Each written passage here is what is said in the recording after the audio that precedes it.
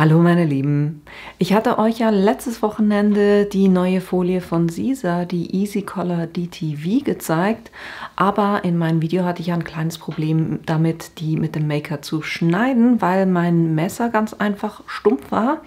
Ich habe ein neues Messer bestellt, habe das auch schon bekommen, das geht ja jeweils sehr schnell bei Yasando und da kann ich euch dann heute auch gleich zeigen, wie ihr so ein Messer ersetzt.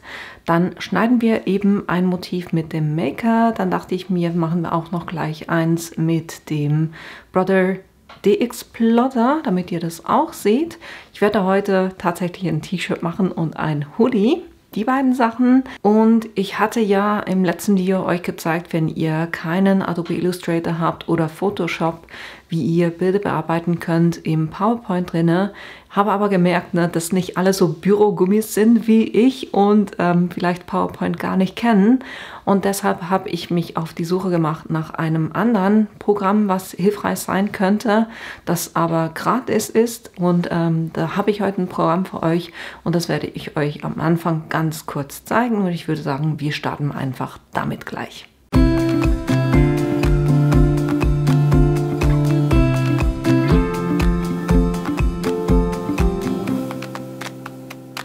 Wie gesagt, wir starten kurz mit dem Programm, was ich euch zeigen will, aber hier nur kurz, was ich für Bilder verwende. Wenn ihr meine Videos schon öfters geguckt habt, dann wisst ihr, dass ich viele Bilder auch von freepik.com verwende und heute ist es nicht anders. Das erste Motiv ist dieses hier, das werde ich für das T-Shirt verwenden. Das heißt DJ Monkey with Glasses and Hat Cartoon. Das werde ich einerseits verwenden. Dann für den Hoodie habe ich dieses hier, Funky Ape Cartoon Head. Das werde ich verwenden. Und das dritte Motiv, da mache ich nachher kein T-Shirt dazu, aber das wollte ich euch einfach zeigen, weil es gerade schön ist, weil es einen Schriftzug drin hat. Und da kann ich euch zeigen, wie ihr das trotzdem verwenden könnt, auch wenn ihr eben keinen Adobe Illustrator habt oder kein Photoshop. Ich habe mir alle Bilder heruntergeladen und da ist meistens auch ein JPEG-Bild mit dabei und genau damit arbeite ich. Das Programm, von dem ich spreche, ist Canva. Das gibt es, ich zeige es euch heute auf dem Desktop, aber das gibt es tatsächlich auch als App für das iPad zum Beispiel. Und da gibt es eine kostenlose Version, aber es gibt auch eine, die ihr mit einem Abo lösen könnt. Ist, glaube ich, so um die 13 Franken, etwas in der Höhe, von dem her nicht ganz billig. Von dem her zeige ich euch heute einfach die Gratis-Version und ihr seht dann auch sehr schön, was ihr dann noch mehr machen könnt, wenn ihr jetzt euch entscheiden würdet, dass ihr sowas abonnieren wollt, weil gerade so für Social-Media-Beiträge und so solche Sachen haben die super coole Vorlagen.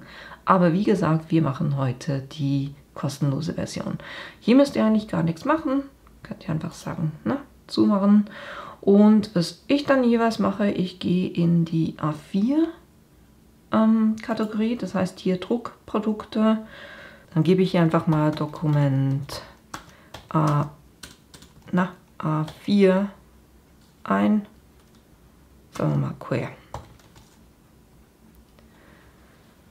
Und da haben wir zum Beispiel dieses hier. Es spielt eigentlich keine Rolle, was drin ist. Ihr könnt es einfach verwenden und dann könnt ihr alles, was da drauf ist, einfach markieren und löschen. Und die Hintergrundfarbe könnt ihr tatsächlich auch anpassen. Also ihr seht, ihr habt hier wunderbar dann einfach eine A4-Seite.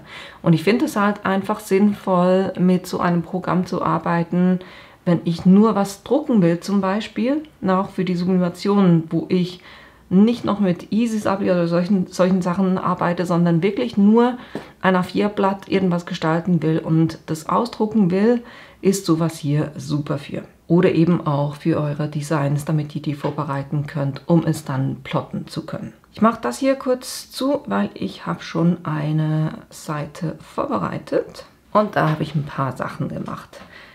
Ich zeige euch kurz, wie ich den hier erstellt habe. Das heißt, ich mache hier, was machen wir? Einfach eine neue Seite hinzufügen. Und da gehe ich kurz hoch mit der, damit ich unter meinem Affen liege, den ich euch zeigen will. Ne? Das hier will ich euch zeigen. Jetzt kann ich auf die Uploads gehen. Und ihr seht, ich habe hier schon ein paar Bilder reingeholt, aber ihr könnt einfach da, wo ihr das gespeichert habt, geht zu meinen Downloads. Na, wenn ihr etwas bei Freepik herunterladet, habt ihr zuerst einen ZIP-Folder. Wenn ihr da draufklickt, dann öffnet er sich oder entzippt er sich. Und hier habe ich auch einen der Affen. Das ist eben dieses JPEG. Das nehme ich rein. Und dann seht ihr, habt ihr das Bild hier zur Verfügung. Und jetzt, bevor ich hier weitermache, gehe ich zuerst zu den Elementen und gebe hier bei der Suche Circle eine Kreisframe ran ein und dann bekommt ihr solche Elemente. Und überall da, wo ihr dieses Wölkchen seht mit dem Hügel, das bedeutet, ich kann hier ein Foto einfügen. Und genau diesen Kreis will ich haben. Dann mache ich den noch ein bisschen größer. Machen wir mal so. Und dann gehe ich wieder zu meinen Uploads, nehme den Affen, den ich heruntergeladen habe oder hochgeladen habe und ziehe den hier. Na, ihr seht, wenn ihr außerhalb seid, seht ihr dieses viereckige Bild. Wenn ihr hier auf den Kreis drauf geht, dann erscheint es im Kreis drin. So, und wenn ich dann da drauf doppelklicke, kann ich das Bild innerhalb dieses Kreises noch anpassen. Ihr seht so, das Dunkelgelb dahinter, das ist das, was ich schlussendlich sehen werde. Und deshalb mache ich diesen Affen jetzt wesentlich größer.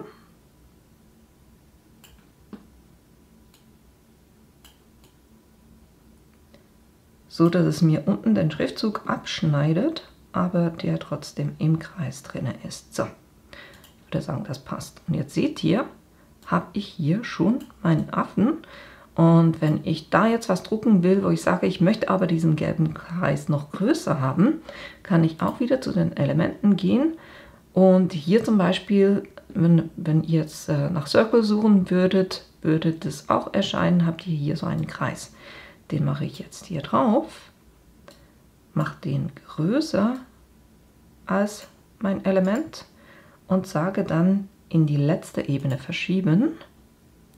Jetzt liegt er nämlich dahinter und damit wir da auch was sehen, wo ist er? Hier. Gebe ich dem eine andere Farbe. Und zwar gehe ich hier auf Farbe drauf und er schlägt mir eigentlich schon vor die Farben, die ich im Dokument drin habe. Und ich nehme jetzt hier genau dieses Gelb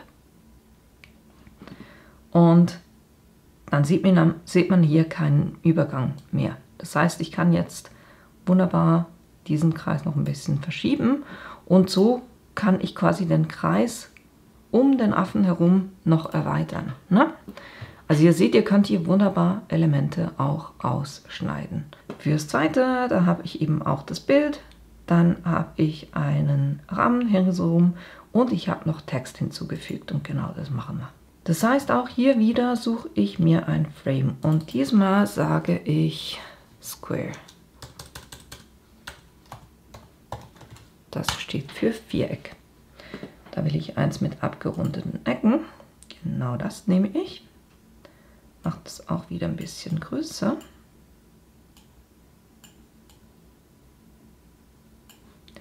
Und genau gleich wie vorhin habe ich auch hier dieses Bild quasi von meinen Downloads genommen und kann das hier drauf ziehen.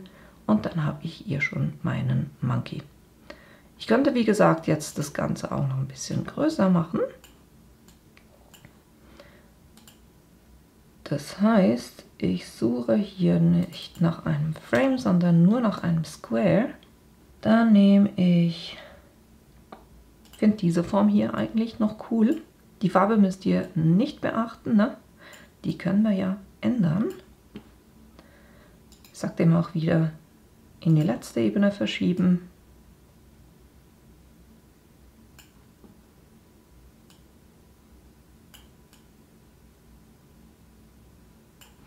Dann kann ich auch hier wieder die Farbe wählen, die mein Bild hat.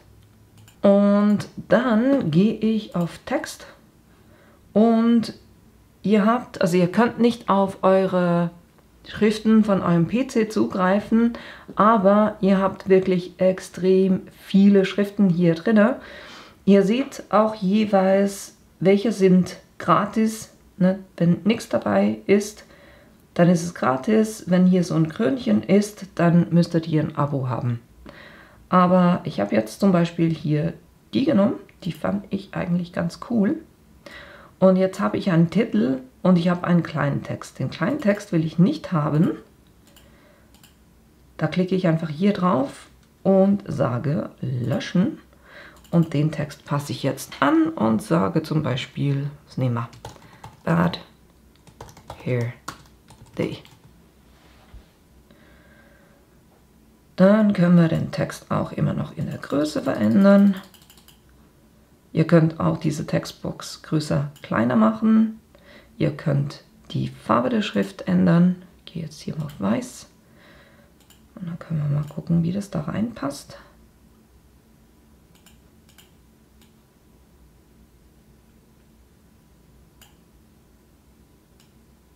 Noch ein bisschen kleiner. Ihr seht, ihr könnt auch so die Schrift kleiner machen, indem ihr die Box kleiner macht. Ne? Und dann hättet ihr hier zum Beispiel ein Bad Hair Day.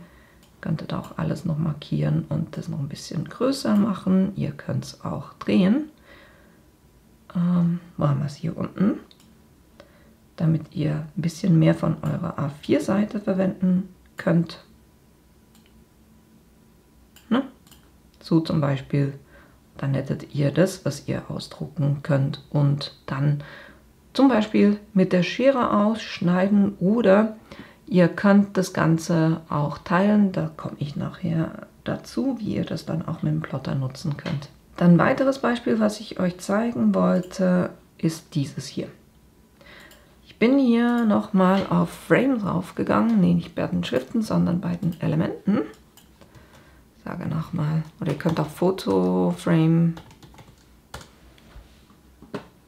Dann seht ihr hier ganz viele verschiedene Muster. Das Element, was ich hier verwendet hatte, hieß Creative Frame. Suchen wir nochmal.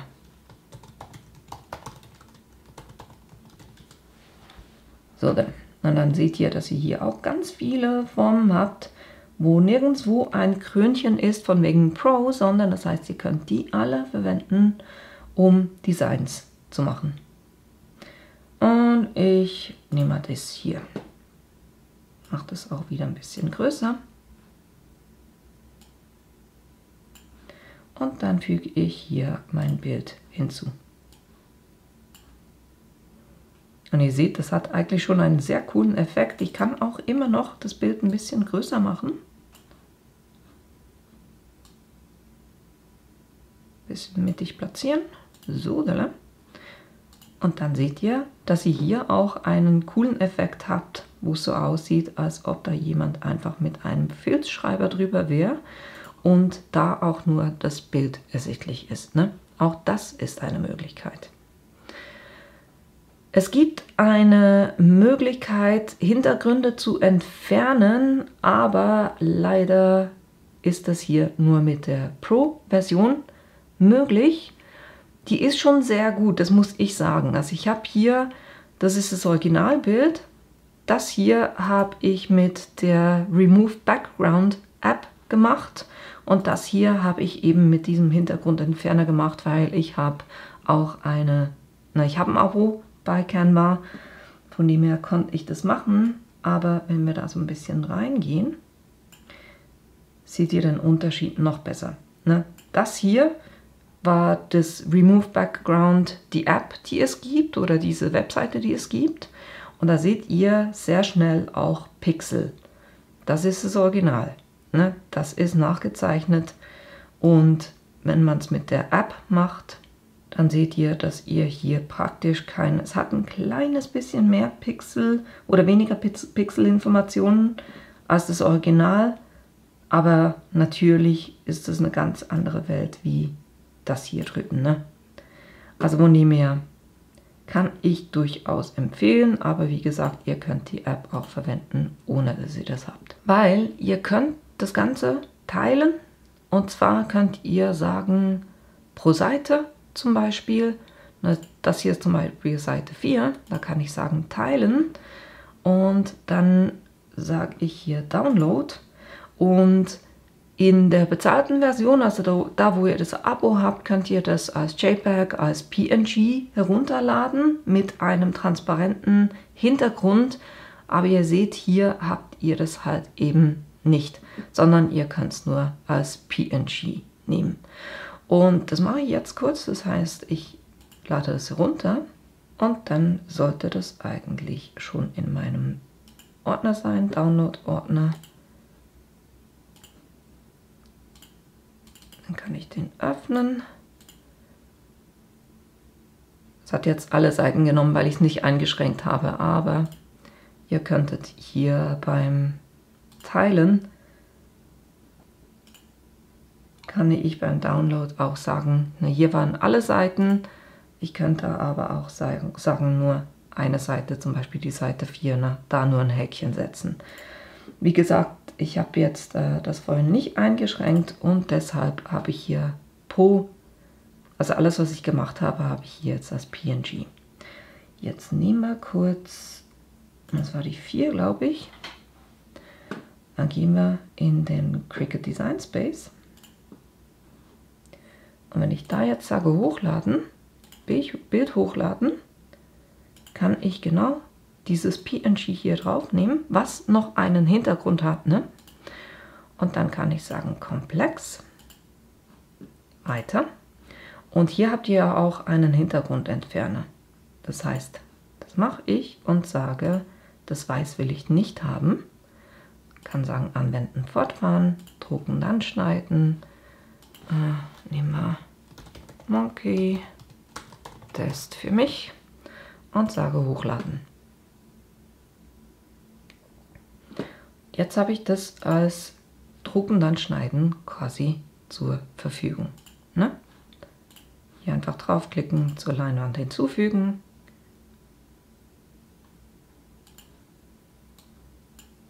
Und dann seht ihr, dass ihr das hier wunderbar zur Verfügung habt. Von der Qualität her ist, wie gesagt, nicht so perfekt wie das Original. Es sieht ein bisschen verschwommen aus, wenn man reinzoomt. Für kleinere Sachen funktioniert das wunderbar.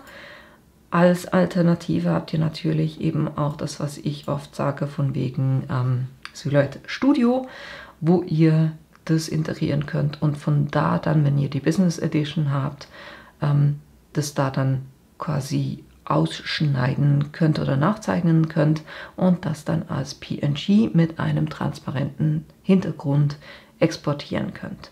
Na, das sind so die Möglichkeiten, die ich euch zeigen wollte. Dann wollte ich euch ja noch kurz zeigen, wie ihr das Messer ersetzen könnt. Ich nehme hier einfach das Messer raus.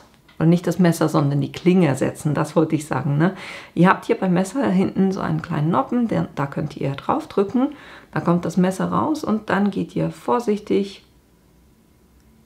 da drauf. Ich versuche den hinteren Teil zu greifen. Will gerade nicht so. Jetzt haben wir es. Und dann habe ich hier das Messer rausgenommen. Dann können wir das hier öffnen. Dann haben wir hier Riesenverpackung für ein kleines Messer. Ne? Dann habt ihr hier wunderbar diese Klinge. Könnt den Schutz vorne wegziehen. Dann habt ihr, da seht ihr vorne die neue Klinge. Dann könnt ihr euer Messer nehmen, hinten auch wieder draufdrücken und das Messer quasi, es schnappt, ihr habt es vielleicht gehört, ne? Schnappt ein, dann kann ich hinten loslassen und so ist es wunderbar drin. So schnell und einfach ist es ausgetauscht. Und dann zum Entsorgen der alten Klinge am besten diesen Schutz drauf machen und die so entsorgen. Das war schon das Thema Messer. Für mein Design verwende ich das hier nicht, das lösche ich wieder, sondern ich habe hier eben einen schon vorbereitet. Wie gesagt, ich arbeite mit dem Illustrator, deshalb konnte ich hier den Hintergrund ganz einfach entfernen und das als PNG mit transparentem Hintergrund speichern und das hier einfügen. Und ich versuche jeweils die A4-Seite so ein bisschen zu füllen, damit ich das möglichst gut nutze. Wie immer habe ich eine Hilfslinie gemacht von der maximalen Größe, wo ich drucken und schneiden kann, dann im Cricut Design Space. Das sind die 17,14 cm mal 23,49 cm. Die habe ich einfach verwendet, um das Ganze hier anzuordnen. Und die können wir jetzt aber auch schon wieder ausblenden. Und ich habe das Ganze dann auch, das war vorhin getrennt. Und dann konnte ich das Ganze einfach verbinden, damit es dann da auch so ausgedruckt wird. Spiegeln müssen wir mit dieser Folie überhaupt nichts, von dem her können wir hier schon sagen, herstellen. Der hat alles auf einer Seite, passt wunderbar, kann ich sagen weiter. Und dann kann ich sagen an Drucker senden. Ich mache hier Anschnitt hinzufügen nicht. Das nehme ich raus, weil bei mir spielt es nicht so eine Rolle. Ich habe ein weißes T-Shirt, das passt eigentlich auch, wenn da ein bisschen von der weißen Folie sichtbar sein sollte, wenn es nicht richtig schneidet. Aber naja, machen wir so. Systemdialog anzeigen mache ich immer, dann sagen wir drucken. Dann öffnet sich beim Mac das Ganze im Hintergrund. Na, hier das Druckfenster. Da kann ich sagen, ich nehme beste Qualität und dann gehe ich kurz noch ins Paper Handling rein, um sicherzustellen, dass der hier nicht irgendwie die Seitengröße anpasst, sondern ich will es genauso haben. Und so kann ich das kurz auf meine Folie drucken. Denkt daran, auf die weiße Seite bei dieser Folie und nicht auf diese gräuliche Seite. Dann hat er das auch schon gedruckt und ich habe hier die Frage bekommen, wie schnell trocknet das? Ist eigentlich fast wie ein normaler Ausdruck, also es trocknet wirklich super schnell. Aber ich bin trotzdem immer gerne vorsichtig und mache da zum Festrollen einfach kurz ein A4-Blatt drauf. Das ist ein ganz normales Kopierpapier, einfach um 100%ig sicher zu sein. Das Einzige, was sie sagen vom Trocknen her, ist, dass wenn ihr es mit einer Übertragungsfolie nachher übertragt, dann haftet es teilweise nicht ganz so gut an dieser Übertragungsfolie, wenn der Druck noch frisch ist. Da erratet Caesar eigentlich, dass ihr 24 Stunden wartet und es erst dann mit der Übertragungsfolie verwendet. Ich werde das hier ohne Übertragungsfolie machen, von dem her passt das. So, jetzt können wir das hier in einen Plotter reinmachen.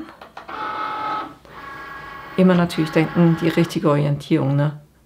Wirklich, dass das, was oben ausgedruckt wurde, der schmale Teil, dass das auch oben ist. Und dann können wir hier beim Plotter, hatten sie ja die Empfehlung, ein Everyday Iron-On zu verwenden.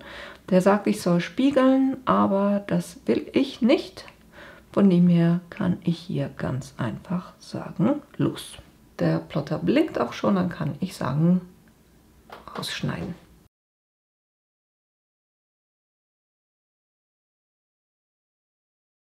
So, dann kann ich das rausnehmen.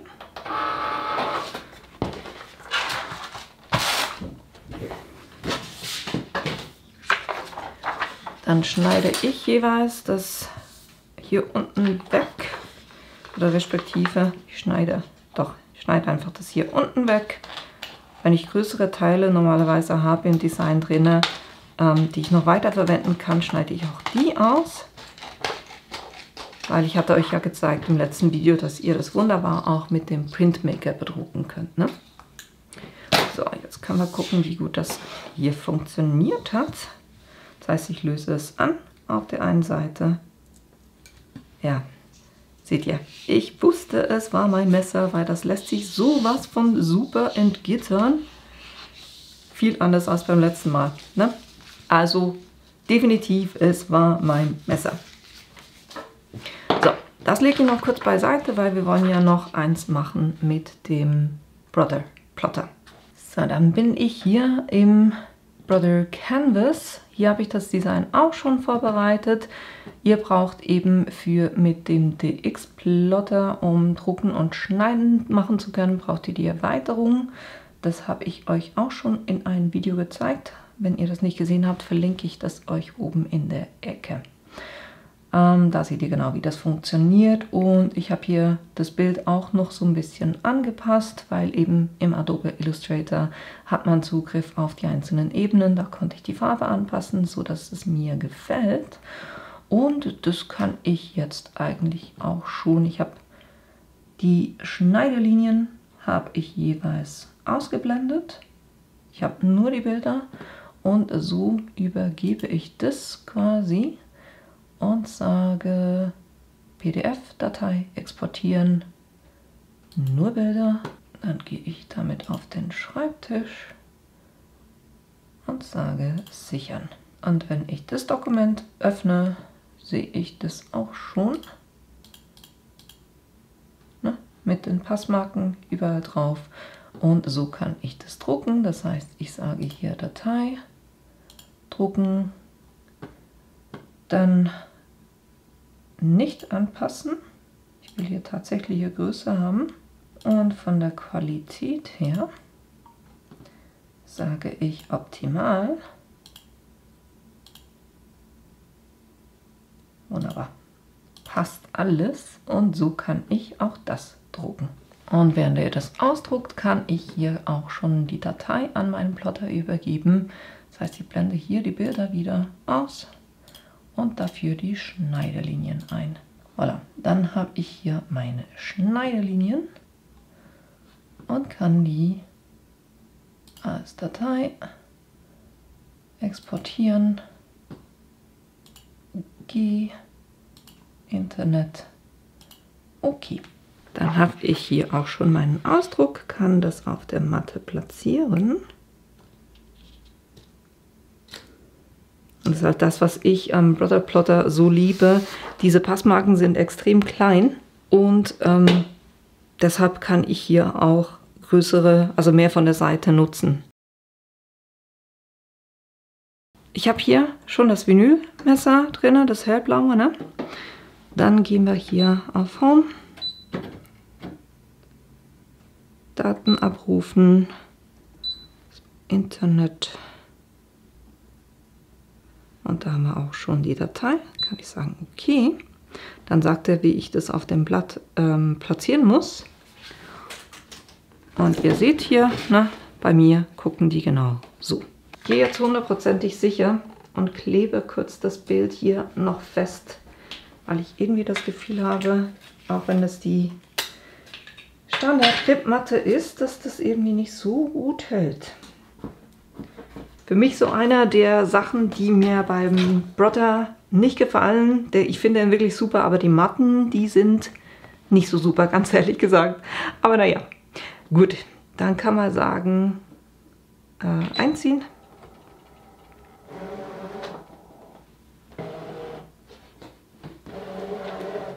Für den Brother hat Sisa keine Empfehlungen gemacht, von dem her sage ich jetzt einfach mal okay. Ich sage, was ich machen will, nämlich schneiden. Und Halbschnitt ist 1, Geschwindigkeit ist auf eine 5. Ich mache jetzt sicherheitshalber hier kurz einen Testschnitt. Das liegt jetzt hier gerade nicht so günstig. Verschiebe ich noch so ein bisschen und zwar hier oben hin. Da passt es. Sage Start.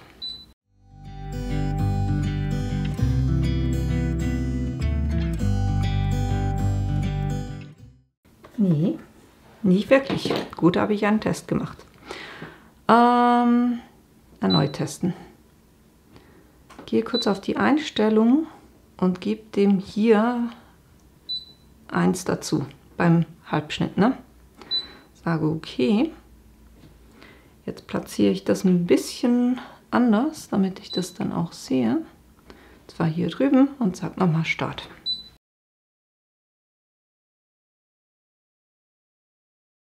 Und dieses Mal hat es wunderbar gepasst. Das heißt, ich in Zukunft weiß, wenn ich die Folie schneide, und das werde ich mir auch in mein Büchlein reinschreiben, dass ich die immer mit einem Schnitt +1, also vom Druck her eine +1 da mache. Und jetzt kann ich eigentlich sagen, Start.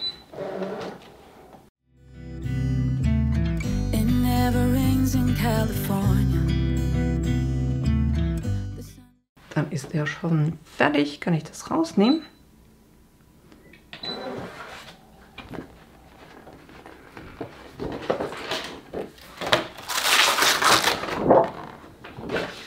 Und was ich auch noch kurz mache, ich habe noch einen Schriftzug, den ich da dazugeben will, weil ihr könnt diese Folie auch kombinieren mit Flexfolie. Und da werde ich mir kurz ein Motiv ausschneiden.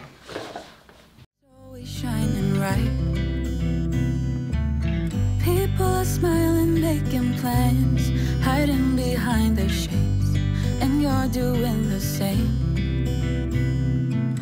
No rain, no flood.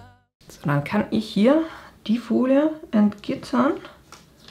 Gucken, wie gut das funktioniert hat. Hätte noch ein bisschen mehr Druck ertragen, merke ich gerade zu. Aber wenn ihr da so ein kleines bisschen dran zieht, oder auch nicht. Ich helfe mir hier kurz mit dem Messer. Es gibt so kleine Ecken, wo es nicht so richtig gut geschnitten hat.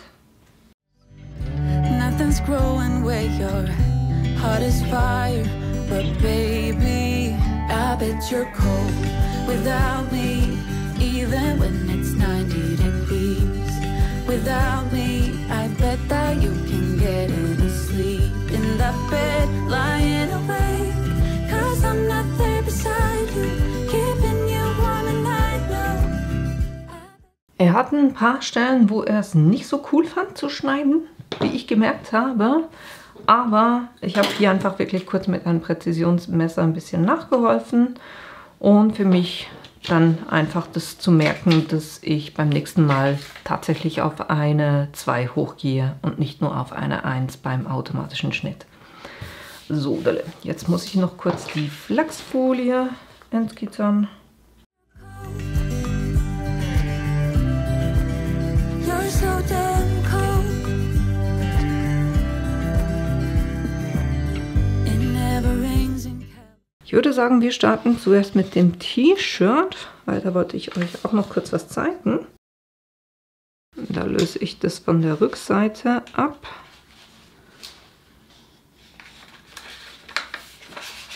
Damit sich das möglichst wenig kringelt. So, das ist eine. Und ihr seht hier an der Kante auch, dass er nicht 100%ig genau geschnitten hat. Und weil ich das eben auf ein T-Shirt aufbringe, ist es nicht so schlimm. Das verfließt mit dem T-Shirt oder ihr macht eben, wenn ihr das ausdruckt, das mit dem Anschnitt. Dann geht es auch. Und was ich jeweils gerne mache, deshalb habe ich auch diese kleinen hier, dass ich beim T-Shirt vorne auf der Brust das in klein mache und hinten in groß. Das heißt, ich nehme hier mein T-Shirt. Auf der Seite möchte ich gerne den kleinen haben. Kann ich das kurz vorpressen.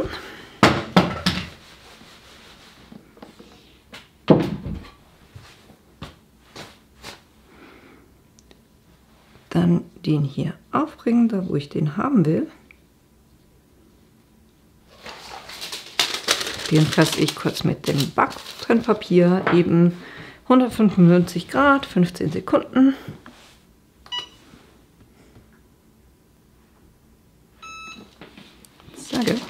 Dann ist der hier schon drauf.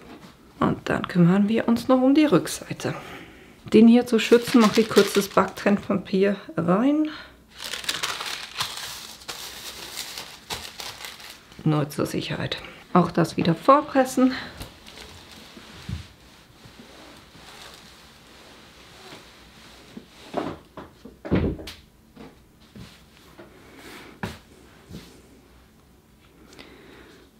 Dann gucken, wo ich mein Motiv haben will.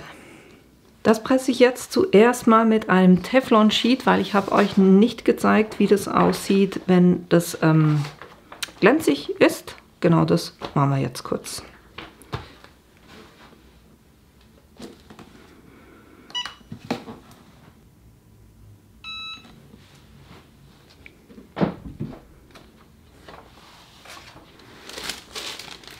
Bei mir jetzt nicht ganz so offensichtlich. Es hat so einzelne Stellen, wo es ein bisschen glänzt. Aber eben, das könnt ihr mal testen bei euch, wie das aussieht. Und ihr könnt euch dann immer noch umentscheiden. Das heißt, wenn ich jetzt das Gefühl habe, nee, den hätte ich gerne schön matt, genau gleich wie vorne, mache ich einfach ein Backtrennpapier drauf und presse das kurz nochmal. So, haben wir 10 Sekunden.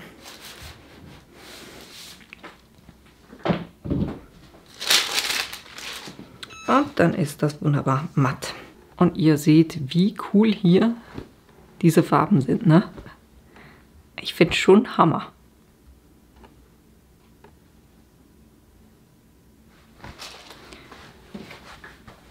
Und eben, ne, vorne hier der kleine drauf und hinten der große. Dann dasselbe hier mit meinem Hoodie. Da habe ich diesen kleinen, der hier vorne drauf kommt. The sun is always shining bright. But if the sky would open up, you're staying. Dann haben wir den schon mal vorne drauf. Und dann bei den Hoodies hinten gucke ich einfach jeweils, dass, wie die Kapuze fallen wird, wenn man ihn trägt. Kommt in etwa bis hier hin. Dann weiß ich, ich sollte mit dem Design erst hier starten.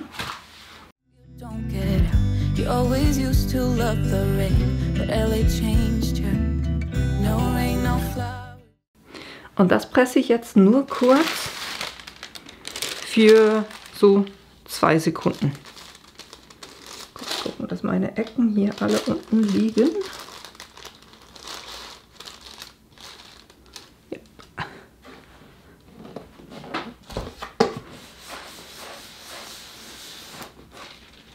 Dann mache ich meine Flexfolie dahin, wo ich das haben will.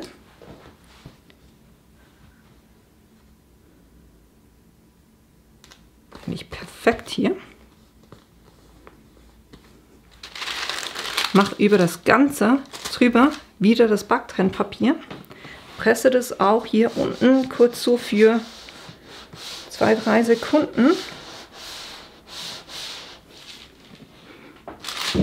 Gucken wir mal, ob ich hier das Papier lösen kann.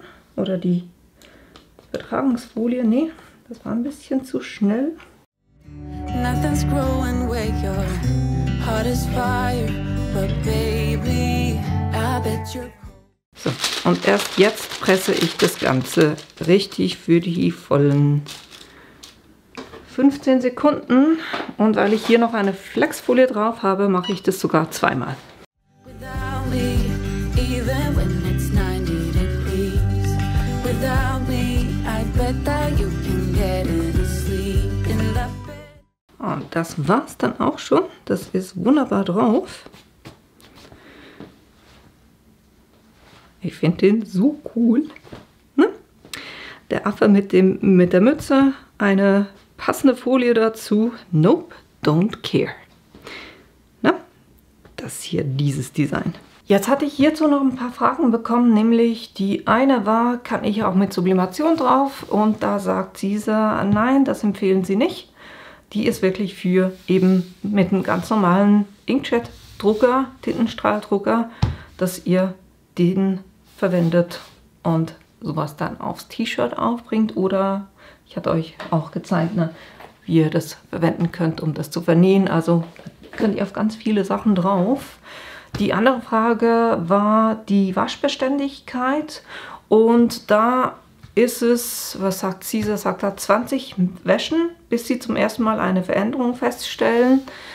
Ich bin da mal so ein bisschen vorsichtig, wenn ich was will, was das wirklich super drauf hält und für quasi ewig, bis das T-Shirt durch ist, dann nehme ich Sublimation oder eben wenn ich auf Baumwolle gehen will, nehme ich zum Beispiel die Easy Subli und gehe da drauf. Also Sublimationsfarbe hält logischerweise länger.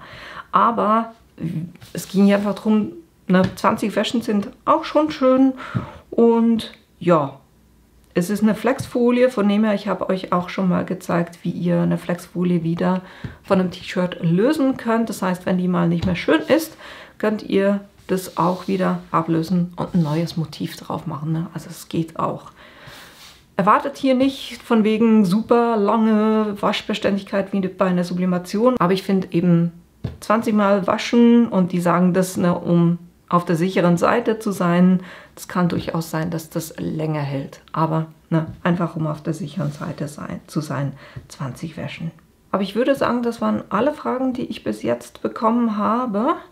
Und ja, das war eben das Thema von wegen, wenn ihr das Schneidemesser, wenn ihr da wirklich Mühe habt mit Schneiden, guckt euch euer Messer an, wenn das schon alt ist, dass ihr das wirklich austauscht, weil ihr habt den Unterschied zum letzten Mal, wo ich entgittert habe, das war echt mühsam und diesmal ging es runter wie Butter, wenn das Messer eben stimmt. Hier muss ich selber noch so ein bisschen mit den Einstellungen gucken, also die +1, das war noch nicht genug, das hat gerade so bei den kleinen Ecken, hat es noch nicht gereicht.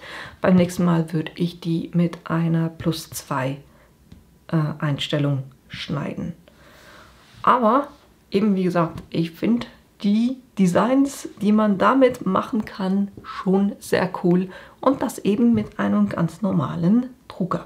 Und was ich euch auch noch zeigen wollte, was ja letztes Mal nicht ging, weil ich einen Baumwollstoff hatte, nämlich die Dehnbarkeit. Na, das Ding, da könnt ihr wunderbar dran ziehen. Das reißt euch nicht, ne? Also ich finde die Qualität schon Hammer. Das war auch schon alles, was ich euch heute zeigen wollte. Ich hoffe, das war spannend für euch, auch das Thema mit Canva. Und naja, dass euch das Video gefallen hat und dass ich euch in einem meiner nächsten Videos wiedersehe. Bis bald! Baby, I bet you're cold without me, even when it's 90 degrees. Without me.